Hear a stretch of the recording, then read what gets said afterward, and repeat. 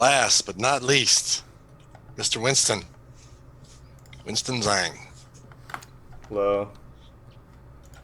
Hello. You see that? Yep. Okay.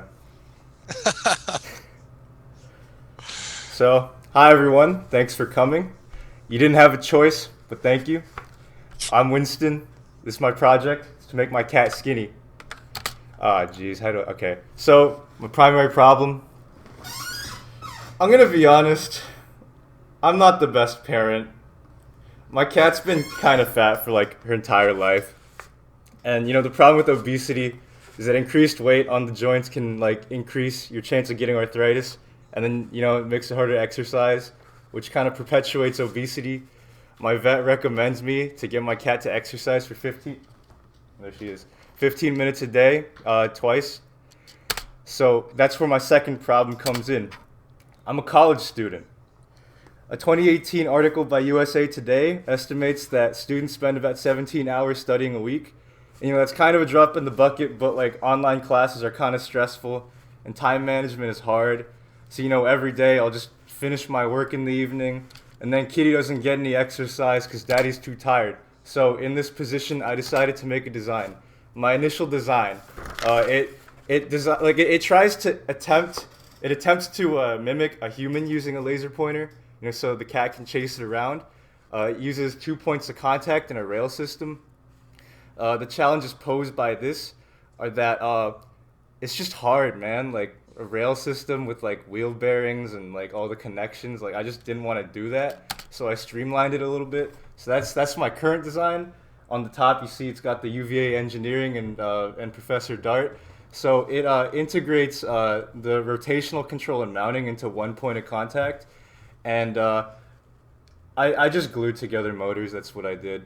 The problem with that was that on one circuit there wouldn't be enough current, so I had to add a second power source on Arduino. Both of the Arduinos did the same thing. They just randomly generated an angle and then passed that into the servo as a parameter. So here's where I show it on camera. Let me just plug in both Arduinos. It's not the most intuitive, but it just it does its thing. Nice. If I wanted to turn on the laser, I would have to tape down the button, but it's an old laser, so no, it doesn't work too well. I'm just gonna keep that running there. So, I expected to spend about $60, evenly distributed among plastic parts and electronics. I actually spent about $50, mostly on shipping. I expected to spend 3 weeks building this. I actually spent 3 days because, again, I didn't really have to do any designing because it's all like zip ties and glue. So if I were to make another design, I would definitely order the parts together because that was a big waste of money.